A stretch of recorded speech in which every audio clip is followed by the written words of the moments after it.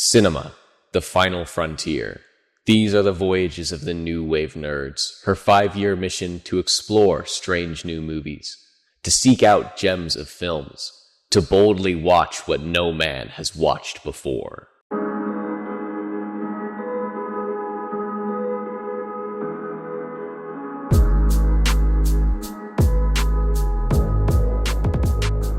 Captain Log, stardate 1020.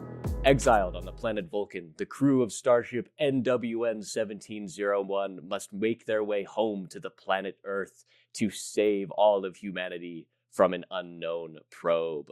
I am your captain, Brennan Sem. Joining me, as always, is First Officer Shayde Sem and Chief Engineering Officer Tory. How are you gentlemen doing today? I am feeling splendid. How about it? Also splendid. Very splendid, yes. Floating through space. Nothing more splendid than that. Yeah. Today, we're going to be continuing our Star Trek series retrospective with what some would argue is the greatest Star Trek film. I would have to disagree. I think it's up there, though. Star Trek IV, The Voyage Home. Yes, we're finally going to go save some whales, the most important mission in the galaxy. So first thoughts, guys, non-spoiler reviews, what'd you think? Well, at first when I was watching this film, or when the film got over, I was trying to decide if I liked this one more than Search for Spock, or if I didn't. And I've come to a conclusion that it is better than The Search for Spock, and it is now my second favorite Star Trek movie. Yeah, I think that's a pretty valid opinion. Well, you're sticking with the adage, right? All the even ones are the good ones and the odd ones aren't. Yeah, definitely. I mean, I think that certainly holds up. I don't know if you would say, like, Star Trek 3 is not, like, I guess, bad, but it's definitely a different level of quality than 2 and 4, for sure.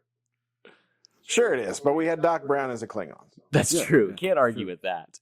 Yeah, we didn't necessarily have any fun, fantastical villains in this. No, and that was the point of this one, is that Leonard Nimoy didn't want there to be a villain. Of course, this was directed by Nimoy. I think has writing credits as well. He specifically didn't want to. He wanted to kind of go back, I think, and he wanted it more lighthearted, which we see, right? Didn't want any big villain or anything along those lines, and there isn't really a villain. It's kind of, it kind of reminds me, or I think of. The Star Trek episodes where all they're doing is solving a problem for the episode, right? No specific issue, nobody to fight or anything like that. So it just became a, one-off science story, I guess. And yeah, I mean, that's kind of what I liked about this one. It was very, not really slow. I mean, it was slower with like action, and that kind of stuck to me, and the comedic aspect of this one was very great. Yeah, this was hilarious. I thought. There was a lot of funny moments in there. I'm sure it was funnier for someone like me who knew the 80s, but yeah, definitely. No, I mean, I like what you said though about the fact that Nimoy wanted there to be no explicit villain in this piece because, well, the villain is the quote unquote villain is humanity, right? It's humanity's actions that have brought about this now cataclysm in the 23rd century. And I agree. I liked that it felt like much slower pace, but it felt like the stakes were so much higher. Yeah. Like not really anything's going on, but that they know this is, the utmost importance. Otherwise it's going to be, genocide on a species level scale. Right. I like that. And we mentioned this last time. This movie definitely focuses more on the crew, the ensemble aspect. Everybody gets something to do. Everybody gets a little, they spread out and do their own thing, and stuff. Now, obviously, you can tell it's Shatner didn't necessarily want to come back. So originally, Nimoy had some scripts available or some scripts planned out that was like a prequel that didn't involve the crew necessarily, because Shatner didn't want to come back. And, I think a lot of the cast kind of went through their phase where they were worried about their typecasting and that sort of thing. Nimoy himself he wrote the book first, I Am Not Spock, and then he wrote another one later that was I Am Spock, right? So, I mean, I think all of the crew has kind of done the thing where they kind of wanted to back away and separate themselves, didn't want to get stuck, in what they are, and then they came back to the fact that they probably enjoy it. And I'm sure that probably involved a lot of money. I think one of the trivia things is bringing Shatner back caused them to have to reduce their budget for Next Generation. Really? Because they paid him more. So, I bet according to IMDb trivia, I don't know. But I bet Patrick Stewart was not happy with that. I'm sure. Oh, man, and what a dig, too, because your budget gets reduced. And then isn't that the whole reason Generations happened in the first place? Like, they didn't think the next right. They didn't when we get to that one, well, it's pointed out, they didn't think they needed that crew on there. They thought it was their movie, or the Next Generation movie. But yeah, man, how much was Shatner asking for? I don't know. I do know that, and I think that at some point there was and I think this was even back in the original series show days. Shatner and Nimoy had a contract that was, and I can't remember exactly, but it was like a mirror contract. So whatever one of them got, the other one got as well. And that's why next one we talk about, Star Trek V, is directed by Shatner, because Nimoy got to direct these, Shatner gets to direct one, right? And I suppose that's probably a little bit to what play to get him back in there, and and that kind of thing too. But yeah, they had to back up the truck to bring it in, and you can tell. We started talking ensemble. You can tell it is still probably Kirk and Spock more than anything. Yeah, in this one, it's focused on them mostly, and that kind of. You can see that come through. I do know I watched some interviews, and there was actually a scene that they cut out where Sulu was going to meet an ancestor or something, meet a young whatever Sulu would have lived at that time that eventually becomes his, and stuff. And they had that all planned out, and they cut that for budget. Yeah. That sort of thing. I mean, that makes sense. He's got that line where he's like, I was born here. So there's still some inklings of that for sure. And I guess you could see that scene sort of making sense because he's on the, I guess I don't know where he is, but he's talking to the helicopter pilot, and he's like, I used to fly these. They're, super old by my standard. You could imagine like a scene where on that location he meets somebody. It does feel like Sulu, I think that he gets the least to do. I mean, his job is to go talk to the helicopter pilot and fly the helicopter. Yeah.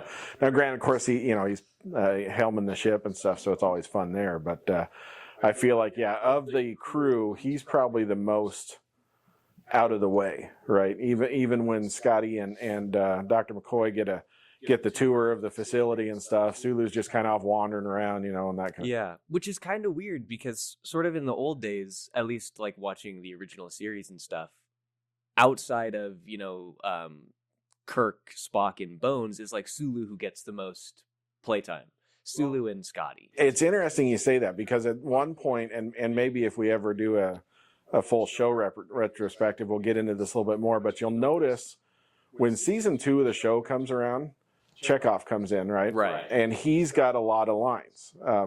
And part of that was because Sulu was off doing another movie, and Sulu had met with the producers and everything and wanted to get his character more involved and wanted more stuff for his character. And they planned this all out. They had a lot of stuff planned out. They had some good lines for him to get more involved and become more of an official, one of the lead actors. But he had to, scheduling made him go work on some other movies or something like that. And during that time, they shot the show and gave all the lines that they had planned to Chekhov. So for a while, Walter Koenig and George Takei. George Takei kind of had a little something going on there because he was a little upset with him, sure. Because Koenig came in. Of course, he's this young kid just doing his job. But Takei kind of got a little mad at him because he kind of took, and I've seen it in a couple of interviews and stuff. Now I think that in the interviews they always say, we got past it and we all realized what the story was. But it's kind of interesting because there was a lot to that, and I think Takei actually put out a book where he really did not like Shatner. And when we get to the next couple movies, you'll notice he's further and further away, and stuff. It sort of sounds like. And obviously, like Shatner's, not like a nice guy, but it sounds like Sulu is kind of causing like a lot of problems. I've always loved Kirk. Yeah. I've always loved Shatner in the shows that I've watched since then that he's been in. But yeah, I think he was kind of a pill. Yeah. But I mean, like Sulu, I mean, like I understand lobbying for your character to get more stuff, but then like make sure you don't have scheduling problems. Like if you want to have more I'm stuff, kind of make sure curious, can do more whether there stuff. was something that caused the show to go.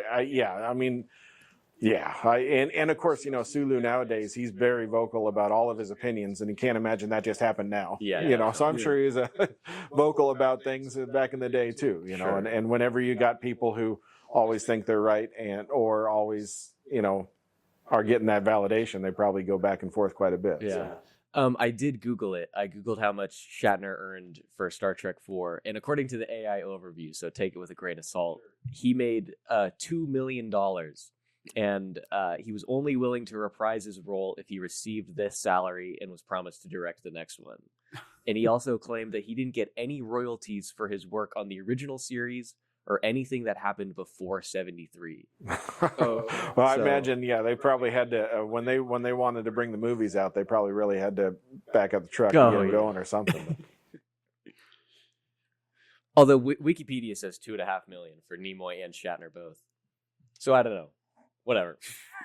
In any case, okay, so then it's not entirely Shatner's fault if Nimoy also got $2.5 million. No, like I said, I think they had. I thought I heard Yeah. somewhere that they had some kind of a, and I don't know the exact term, but they had a mirror contract where and it was in their contract that they both get what the other one gets, kind of things. I always like when shows or TV or movies do that, like with How I Met Your Mother and like Big Bang Theory and stuff. Where the stories come out where they all said, we're all getting the same kind of thing. Yeah, I definitely think that's good. I wonder how much the rest of the crew got paid. That What's is- our AI overlord say? Somebody else keep talking while I do some Googling. Well, I mean, because Chekhov and what's her name? Uhura? Uhura, yeah. Nichelle Nichols? Yeah. Right? Yeah. Yeah, they're very important in this movie, especially, So You can definitely see, and that's what I agree with you. That's what I kind of like about it is it felt like they tried to be more ensemble. Yeah. And you can definitely see that when we watch the next ones, 5 and 6, it also feels more ensemble. They make sure that everybody has things to do and everybody's involved and the crew all gets to do something different, and get involved. It's not just Spock figuring it out and Kirk implementing it, and that kind of. yeah, in this one, I loved the dynamic duos we all had. It was very good pairing. Although I do like Bones and Kirk together a lot. Spock and Kirk is just classic, I guess. Spock and Bones, is always the two at each other because they're the two different sides of the coin, right? Yeah. But yeah, I think that, and you'll see that in the next one, is they really try to put that trinity out there, that it's Spock, Kirk, and McCoy are the three main ones. Okay. They're the three that are the focus, especially certainly of that movie for sure. So yeah, they're trying to build into that a little bit, but Yeah, I've been watching the Sorry. I'm sorry, I didn't mean to interject. Patrick Stewart, I can't find any information on the actual cast for this movie. But Patrick Stewart made $45,000 per episode for The Next Generation. Wow. well, and those are the days where there's 20 episodes a season. For so 7 seasons. Oh man. I mean, he also got paid like earned every penny of it. No. for First Contact, Insurrection, and Nemesis, he got paid a total of like $30 million for Hard- those 3 movies. Hard life. Anyways, I'm sorry. What were you guys saying? I forgot. Who knows? That's my Yes. bad. It No, was an sorry. instinctual reaction. I just didn't expect to see so much. Well, I think that when we're talking about this movie, speaking of Star Trek 4, The Voyage Home, though, we talked about it a little bit the last couple of movies, but this really is the trilogy, right? Even though it starts with 2 and ends with 4, I think this is what I would call a Star Trek trilogy. So when we talk about how much we like this one or anything like that, I think it works best as a group of 3. Mhm. Obviously this one is the fish out of water, go back in time, and that gives us humor. I assume that it made their budget cheaper because they didn't have to build all them sci-fi sets. Yeah, You know, probably I helps. imagine there was some stuff involved that cost some money building whales and that kind of thing. But I think that it was a fun decision to make it the 3-part series, because it definitely at the end, and when we hit talking about the end, you can see it's just a bookend, right? It's a continuation Definitely. of that story and everything. So Yeah, no, I do like it. And I mean, it is certainly, you can definitely feel like, even though like the story is completely devoid from Star Trek 3, it is certainly a spiritual successor, just in the fact that like all interactions between Kirk and Spock revolve around what happens in Star Trek 3. I mean, there's so many times where Kirk goes up to him and is like, "Don't you feel?" You know, I mean, or he's something like, "You used to call me Jim." he used to call me Jim. Yeah. Yeah. So it's definitely, even though it's not like a direct sequel, it does feel like that in a lot of ways. Yeah, and they really hit home with that at the beginning of the movie with the Klingon, the Klingon dude, talking about or trying to defend his case and his race and stuff, and then they're like, "Well, you know, you did kill Captain Kirk's son." Yeah. Probably in poor taste. I do kind of wish, like, I get that, you can't because they're going back in time, but I wish we could have seen a little bit more of like the courtroom drama there of like what's going on. It's like we see it a little bit in the beginning, and obviously Kirk's not even there for that. Right. And then the next we see it is the end. Just the decision or whatever. Yeah, the verdict. That's the word I'm looking for. Yeah, verdict. Yeah, that's right.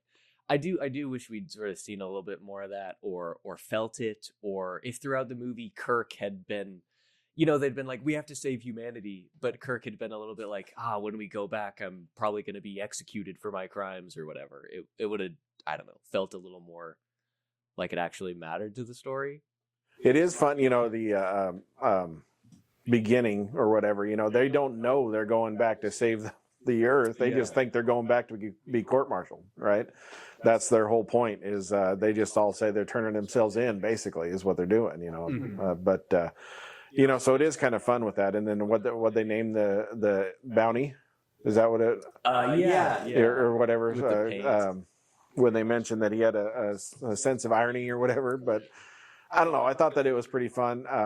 And the beginning parts. Now you notice we got our Savick back, same actress, of course, instead of trying to give us a new actress. Yeah, great. But there's a deleted scene or a deleted plot line where the reason she didn't come back is because, on the planet on Genesis, when she's helping him with his Ponfar, they actually do. She helps him with his Ponfar, and she's actually pregnant with Spock's kid. That's awkward. That's that was a deleted little He's like a month plot old. line they're going to have on there. Yeah, so it is kind of interesting. They cut her out completely and stuff. I imagine maybe that actress. They probably didn't want to hire another actress. And yeah. So I'm not a huge, like I said last time, I'm not a huge fan of this actress. I'm much more like the one from Wrath of Khan. But even so, I do sort of wish that she played a role in this, because that sort of would have helped like solidify the fact that this is like a trilogy. Like this is, even though they're not related, it's like the same story, but we just see her for like 2 seconds. Or, like you say, we get more into the courtroom drama. She shows up and testifies, that they were detained and they killed his son or something like that, right? Some kind of a thing there. But yeah, no, I definitely think that would have made more sense. I mean, it just would have been nice, I guess, to have another person on the crew, like actually in San Francisco, on Earth in the 80s or whatever, and wandering around, and having it be this half Vulcan, half Romulan person would add to like the fish out of water nature, some comedic aspects. Somebody who doesn't even understand humans in the present day now has to try and understand humans in the 80s. Right. I think it would have been fun. Well, then, she would have got the line, now I see why your race wanted to leave or something like that. She would have figured out something there. But. Yeah. I do like how Spock joined in though at the when they were all lining up. Yeah. And he just joined. It was definitely a good character moment for sure, for him to be like, I'm going to stand with my crew. I mean, we'll get into this a little bit more in the spoiler section here, but in this movie, a lot of it, I wish they'd sort of like emphasize that B plot of like Spock's humanity a little bit more. Right. Like there's just a few offhanded lines, even though in the end it sort of plays an important role in like the outcome of the movie. Right. Like Spock deciding, oh, I'm going to do the human thing. It's just like not really discussed or mentioned. Yeah, and I mean it is fun that they, the AI overlord or whatever that's quizzing him knows he's part human, so asks him how does he feel, and stuff. But then then they bring it back and he gets the little thing where he finishes that off with his dad, tell my mom I'm feeling fine, or something like that. Yeah, no, I did like that. When I saw that though, I didn't think and I guess maybe it put me in, I was in like Spock's mindset, but like I didn't think it knew that he was half human and so was asking him legitimately. I thought it was like, oh, this is a Vulcan test. He's trying to see if he feels emotions. He's trapping him. Yeah, no, I always like when we go back and see Vulcan and see some of their society and stuff. That was one of the cool parts about the J.J. Abrams one, is actually seeing Spock grow up. Yeah. But we'll be back in just a moment to discuss some more spoiler-filled events of this movie. For now, we're going to hear a quick word from our sponsors. These days, it's hard to know what's worth watching in the little free time you have at the end of the day. We know you work hard and don't want to spend hours searching for the perfect movie. So make things easier on yourself. Let us do the looking for you. Take a break from work and experience cinema. Then come back and see if we like the movie as much as you. With the New Wave Nerds, you can spend less time looking and more time watching and enjoying your day off. Subscribe today. We are back, and right now we are going to be getting into the spoiler section. So this is your warning right now to click off if you do not want to be spoiled. Okay, so we didn't talk about the one cast member that isn't part of the crew back in the day is the, I think it's Catherine Hicks. Is the actress's name? Yes, Catherine Hicks. Which I know her more recently. She was on that show with Tim Allen. Wasn't she like? She was like his wife on that show. Last Man Standing. Yeah. Before they went to another station and she died. So they killed her off. I'm pretty. Spoiler alert for Last Man Standing. Oh no, that was such a good show. Yeah, and they changed the daughters too. I mean, they had a kind of a reboot of the show. This isn't that show, that retrospective. But that happened like when they changed the daughter. That happened in like the first season. Yeah, that was kind of an awkward production, I think. But originally, so Catherine Hicks, and she's this whale scientist or whatever, and in her interview or in her audition, she didn't know anything about Star Trek, so Leonard Nimoy had to keep interrupting her and saying, no, this is how it is, and just to kind of bring her into the fold and stuff. But originally, the plan wasn't, and probably didn't even involve whales, but it was going to be, it was separate from the whales. They did have to go back in time, but it was going, the point of view character from the current time was going to be Eddie Murphy. They had a script laid out where he was going to be like a UFO aficionado, and he was actually going to see the Klingon ship come in and decloak or something like that. The script and then that was going to go nuts with that, right? But at the time, so he was big with Beverly Hills Cop at the time. Of course, that was his thing. And Paramount didn't necessarily want it to seem like a crossover or anything like that. He didn't much like the script and where it was heading, so he left and he went to do The Golden Child, which is something I told you have to watch sometime. Yes. So we'll be doing a My Father Before Me about that. Man, we talked about that when we were doing Big Trouble in Little China. Oh yeah, yeah. It's very similar. It's got a feel. So I don't know if Eddie Murphy would have necessarily brought the same gravitas to the role as Leonard Nimoy wanted a lighter film, and at the time, I feel like it would have been. Oh, so. Yeah. No, I definitely think going with the whales is the smart choice. I don't know. I feel like Eddie Murphy would have really, really nailed it. I think he would have stole the show, and I don't know if the Star Trek crew would like that. You know what I'm saying? If we're talking, and I don't know how much Leonard Nimoy put into it, but it would have became. I think it would have gone from a Star Trek show to an Eddie Murphy show. Definitely. Because if you think of Superman 3, That goes from a Superman movie to a is it oh shoot, is it Richard Pryor? Richard Pryor movie. It becomes a Richard Pryor movie in some sections. Now that one still does an okay job of just kind of separating him out, but it definitely when you've got that comedian in there, it does kind of throw things off and changes the movie. Yeah. You know, so I don't know if it would have been the same Star Trek. Definitely. Well, I agree. Well, it's tough when you've got somebody who's like, well, such a talent like Eddie Murphy or Richard Pryor, and they've got like a character about them. It's right. Like they are this thing, and that thing is so over the top, it like naturally just takes over the entire movie. Right. Yeah, no, I definitely don't think it would have been the right choice. It would have been fun. And Eddie Murphy, you know, in an interview, he said he was a Star Trek fan. So I know he wanted to. Yeah. But yeah, I think it would have, it definitely would have changed the tone, I think. So Definitely. I really liked Catherine Hicks' character. Yeah, she did good as kind of a modern straight man in a way. Yeah, definitely. And it's always good to have a new love interest for Kirk. It's Right. always fun. Yeah.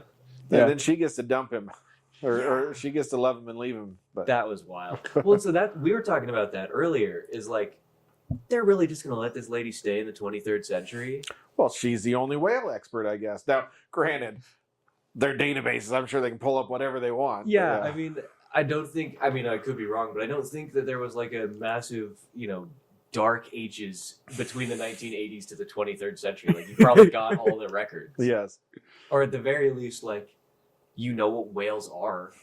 You know what I mean? Like, I think that, and this is one of the things you see in time travel shows, you start worrying about how they're ruining the past, yeah. right? Which, if they send her back, then who knows what she's going to do, right? Sure.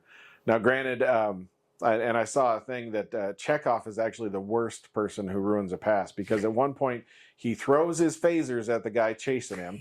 He leaves his Starfleet badge because they confiscated it when they grabbed him. So, I mean, there's so much evidence of future Chekhov sitting there that he probably single-handedly ruined the future. Well, I mean, just right from jump, I mean, Chekhov's throwing a wrench in the works. Like, he's walking up to a cop with the thickest Russian accent. Like, can you direct me to the nuclear vessels? Well, and again, we're talking 80s. We're talking Cold War, right? I don't even know. When did the wall come down? We're probably still in the Red Scare a little bit 89, there. I want to say. Yeah.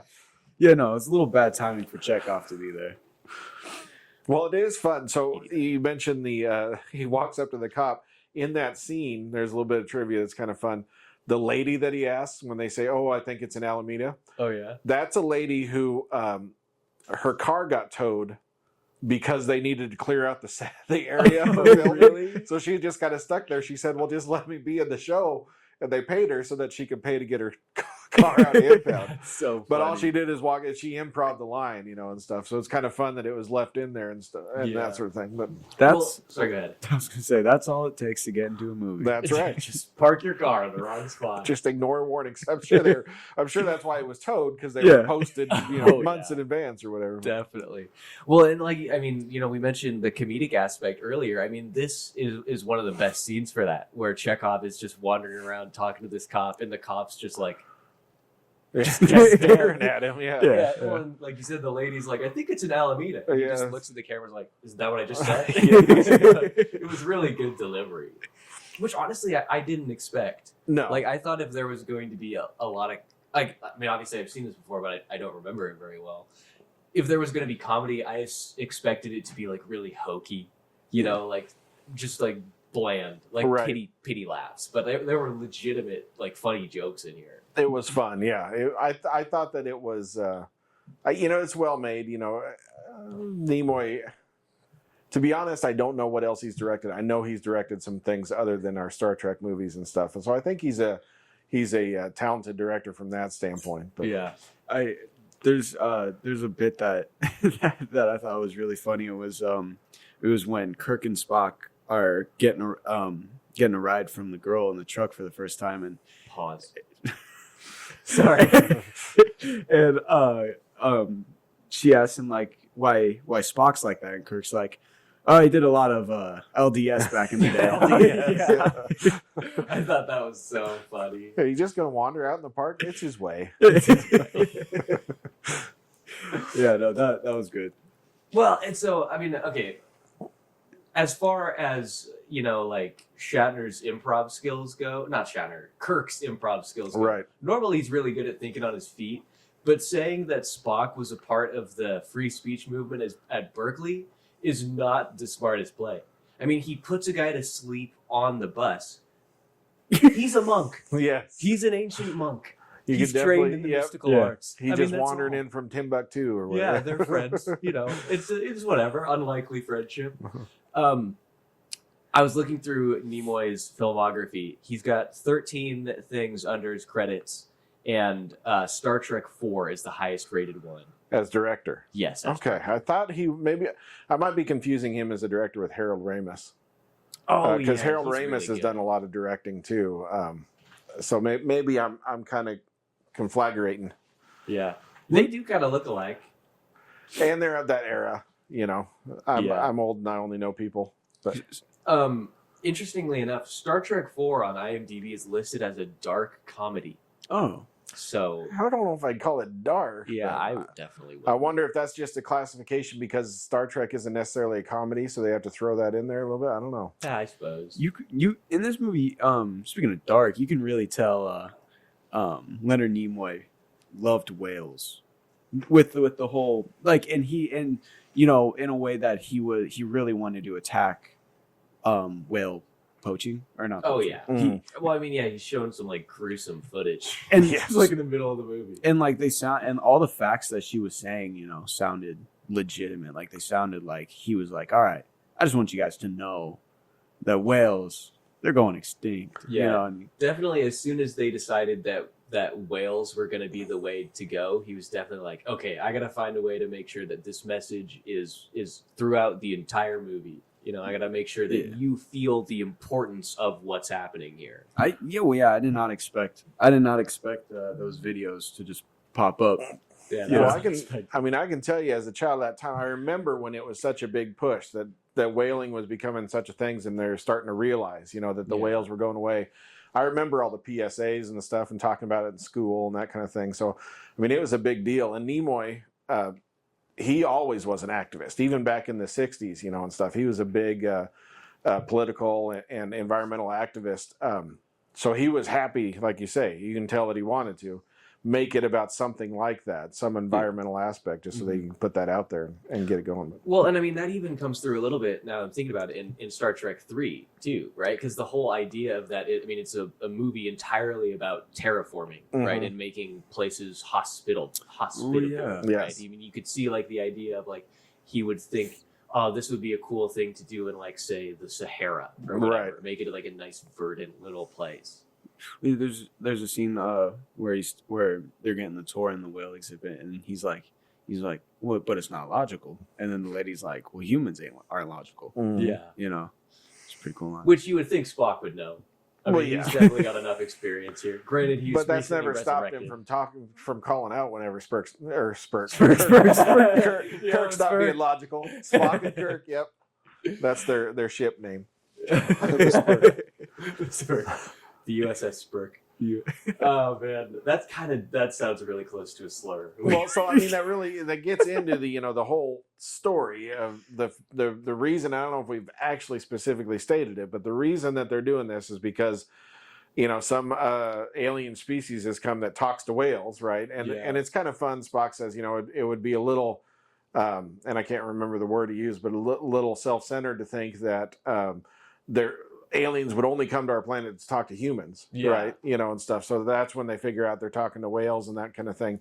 But it is kind of interesting to think of that yes, we've got other life on this earth, and we know that whales are intelligent. They're singing and that sort of thing. Same thing as dolphins. So they've got some form of communication, but it's kind of interesting to think that that's what's going on there, that they are doing that. And the reason they're doing it is because for some reason the probe comes back, and I don't know if it's just their message that throws off the Earth or whether they're actually actively attacking the Earth. Yeah, I think Spock says that somehow their message is evaporating the oceans. It's just going nuts. I don't know. But he said that he didn't think it should be construed as aggressive. Okay. So it's like, I don't know. I mean, like, I mean, I get maybe your intent isn't aggressive, but even if there were whales on the planet, you're still disrupting the entire ecology of the globe. Yeah. Right. Like, I mean, in any case, even if you're not meaning to, this is incredibly destructive. Even if the whales are there, you're still causing like thousands of deaths. Mhm. I mean, because it takes a long time for the whales to communicate to them, you know? Yeah. So it's like in that amount of time. I mean, they're only there for like 2 minutes. And the Earth was suddenly like 78% covered with clouds. Right. Like they were barely there. It's a quick message. Yeah. Yeah, it was fast. Now, one thing that I am a little unclear on it, I don't remember. Do they ever actually explain like how the aliens can communicate with whales, or why the aliens communicate with whales? Or are they just like? I think it's so long and thanks for all the fish. You Sure. know, like no. Yeah. From Hitchhiker's Guide. Hitchhiker's Guide. No, obviously I think what's happening is we've got some alien race that visited at some point. And I don't know if they seeded whales on our planet or whether they just happen to be similar to whales, like how in the 60s all of the aliens that we saw on other planets look like humans. Sure. You know, I don't know if that's what they're going for there. There is one thing in the trivia that originally the studio wanted to put subtitles under whatever the probe and the whales were talking about. Oh yeah. So that we knew what they're actually saying. And Leonard Nimoy fought against that. He says, no, I don't care it doesn't matter what they're saying. The fact is that now they exist and they're talking back and forth. So it's kind of interesting to think that maybe we could have learned what they were actually saying, but it's never done. I like that point. I agree with Nimoy as much as it would have been interesting to know what what are you? It's like the people in the probe that. Yeah, I guess people. I don't know. The whales. The whales in the probe are going to be like, "Hey, what happened? What took you so long?" And then the other whale's going to be like, "Dude, it was crazy. I don't know, man. Like, I couldn't move. I could see people on the other side, and then now I'm here." But in any case, like, I like that. I agree with Nimoy because it's like what they're saying isn't the point. The point is that they can communicate with the aliens and we can't. Right. So it's like not understanding is the point. You know, there's the line early on where he's like, we can mimic the sounds, but it would just be gibberish. We have no idea what we're actually saying. Right. And so I like that. I like that they bookended that. Which makes me wonder what the universal translators are doing. You know, in all those shows, they always have universal translators. They can talk to aliens. Like, why can't I understand whale speak? Yeah, now we're thinking. Well, we're getting some universal translators next movie, aren't we? Which one? Oh, yeah. Aren't we? No, 6. You're thinking of 6. Is it 6? Yep. Oh, yeah, no, because 5 is with God. Or right. Yeah. That's right. Spoiler alert. No. We watched the trailer for those last night. 5 looks really bad, but the trailer for 6 is so well edited. It's crazy.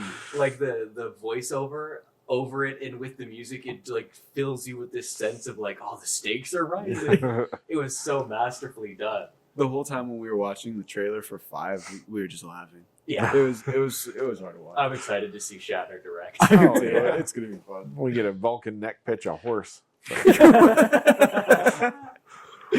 Oh no! This is something I wanted to ask you when we were doing the episode for Star Trek 3. So is the Vulcan neck pinch, is that an extension of the increased Vulcan strength? Because when Spock's mind is in McCoy's body, he tries to neck pinch the guy in the bar and it doesn't work. So is it strength? Like he knows the location and pinches so hard? It must be, because if it was all about location, then of course McCoy would know it. Yeah. Right? I mean, he's a doctor, so you'd think he would know. So Sure. There's got to be something there to that. And we'll see in the next movie that, yes, Vulcans have more strength, obviously. Yeah. But it's... that's got to be it. I mean, it's not like, unless they're doing maybe he's doing the Katra, the light force or whatever too, and just kind of doing something. I mean, who knows? Maybe they're sucking something out of him. All this time we didn't know Vulcans were vampires. But.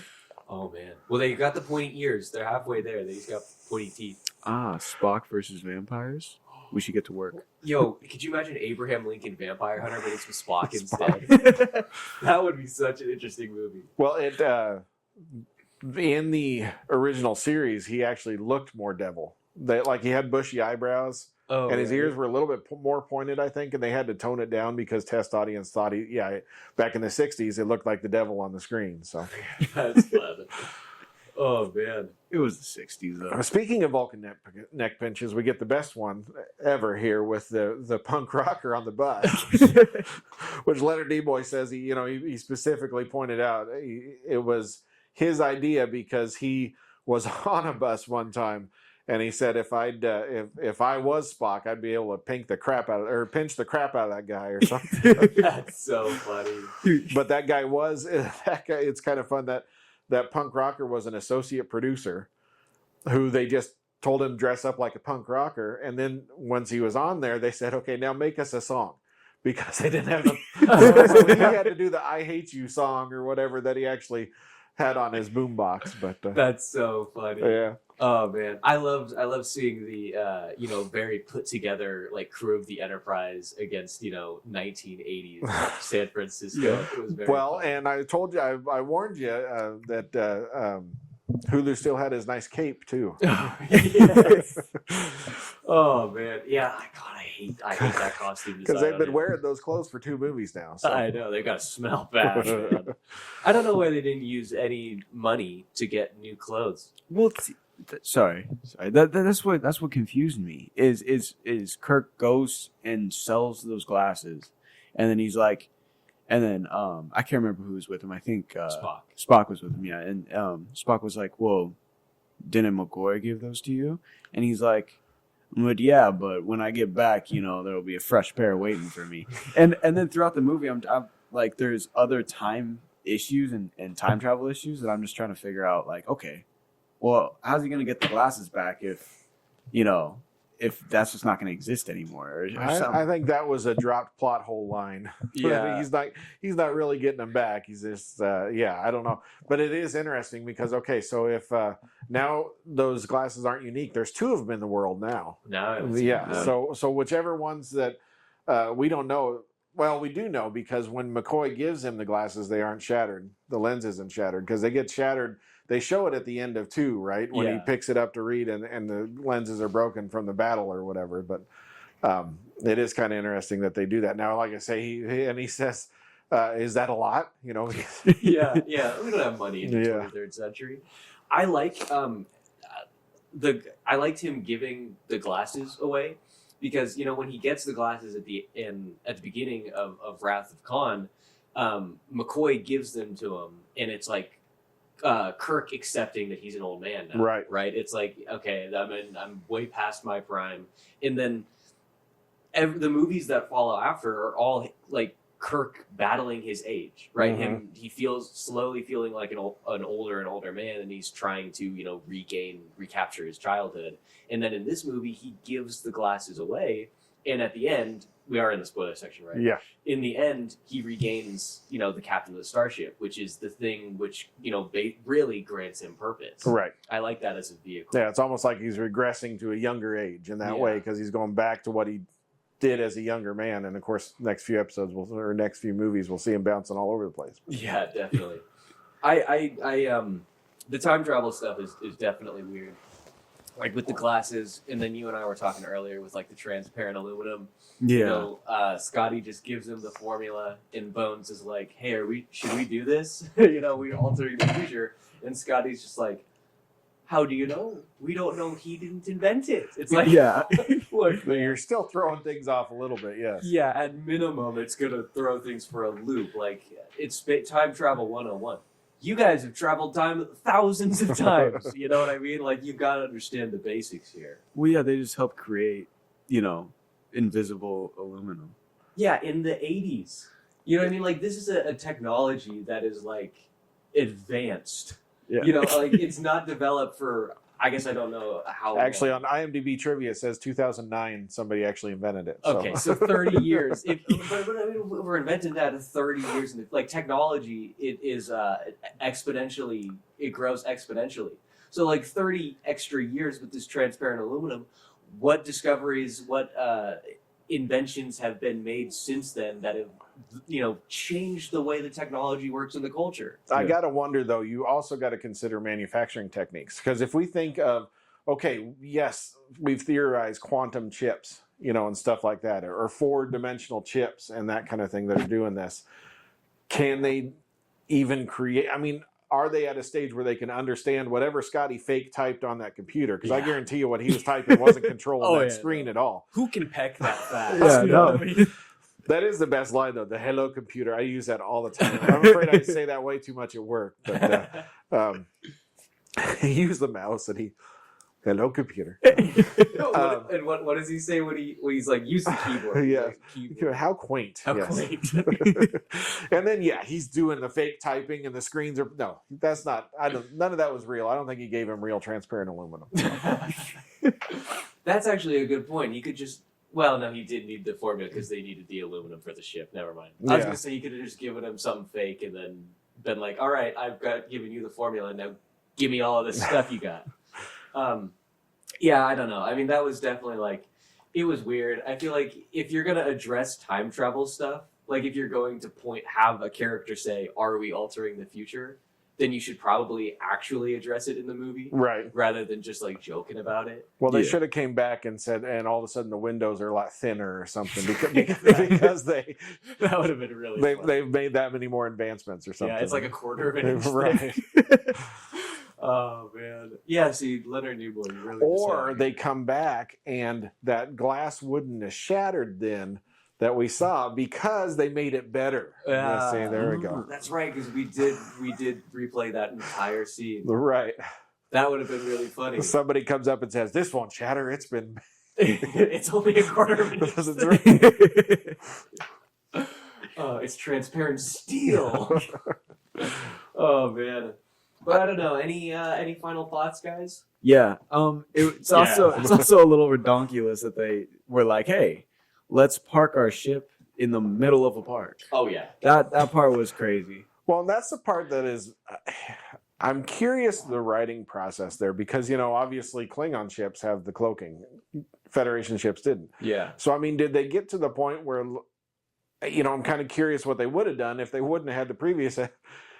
Movie where they stole the Klingon ship, right, or anything like that. So obviously it's and like I said, originally there was going to be a different script entirely. So it's kind of fun that kind of helps build it all together, right? That you've got a cloaking ship that Federation wouldn't have had. Where else would they have been able to cloak, right, or anything like that? So it's kind of fun how that kind of drives the story, even though they probably didn't even have any inkling of that at all. Yeah, it's definitely fun. I mean, they would have just had to like cover it with leaves, like the DeLorean in Back to the Future. There you go. That's a lot of leaves. Enterprise is pretty big. Well, I'm just thinking about how many people and how many dogs just got like literally nobody. Nobody's ever been in that park before. Yeah. Like, there was 2 trash people, and then nobody else ever walks there. Yeah. Yeah. No, I think landing in the middle of the park is not a good idea by any stretch of the imagination. I mean, like, you don't even need to have like a lot of people. You just need one guy who throws a frisbee and then it stops in midair, and then we got a problem. Or just have somebody walking around and see the massive hole that is the exact shape of the landing gear. And then when you go to inspect it, you bonk your head. Which was terribly acted. That was by far the worst part for Catherine. Well, nobody said she went to mime school. Well, she didn't even try. She was just like, ah. And then you can see her like doing this, like yeah, no, that was not great. One more thing, there was an error that like really killed me, and I told you about it. I was like, there's no shadow, and it was when the ship was over that whale hunting boat. Yeah. And when the ship's over the whale hunting boat, there's a big old shadow. The ship is just dark, and then a wide shot. Yeah, and then it cuts to them, and then it's just daylight. It's completely right. There's like no shadow. Yeah, no, that was kind of obviously wrong. Yeah. I mean, how hard would it be to just put a shadow over the light? Just get an umbrella. I mean, I guess they might be filming on the boat. Yeah, just get a big umbrella. A tarp. I mean, just get like something to diffuse it a little, so it looks kind of darker. Yeah. Come on, Nimoy. Step it up. Yeah. Any final thoughts, Dad? No, again, I think that this is best watched as a trilogy, right? I know that, like you talked to Grandma Linda, I'm sure she remembers this one more than any of them because it feels a little bit more relatable, right? Going back in future and then present times and the jokes and the humor and stuff like that. It feels a little bit more fun. And I think that, again, it keeps setting the tone for next ones because we get more ensemble. we get more humor in the next ones. You know, everybody's got a little something to do to play around and have fun and that sort of thing. So it's setting a tone for more of the movies, I think. I don't know. But again, it's what I remember of Star Trek. This trilogy of the three is my version of Star Trek, I guess. So Yeah, definitely. I think, the movies, they're strong on their own, but they work really, really well as like a trilogy. Yeah. And like you mentioned earlier, it's really weird starting a trilogy on number 2. yeah. But I love the way that the story continually plays out, and it's like they're all kind of like feeding off of each other, and they've got this sort of parasitic, symbiotic, I guess is more accurate term, relationship. Probably, yeah. Where they're reusing like props and stuff. I think they all, it makes a really, really good finished product for sure. Yeah. Star Trek 4, The Voyage Home, definitely worth the watch, I would say. In my personal opinion, the second best Star Trek movie. Available now on what's it called? Paramount Plus. Available on Paramount Plus. We will be back here next time to discuss Star Trek V, The Final Frontier. The Final Frontier. Because 6 is Undiscovered Country, right? Yes. Star Trek V, The Final Frontier, and we will see you guys then.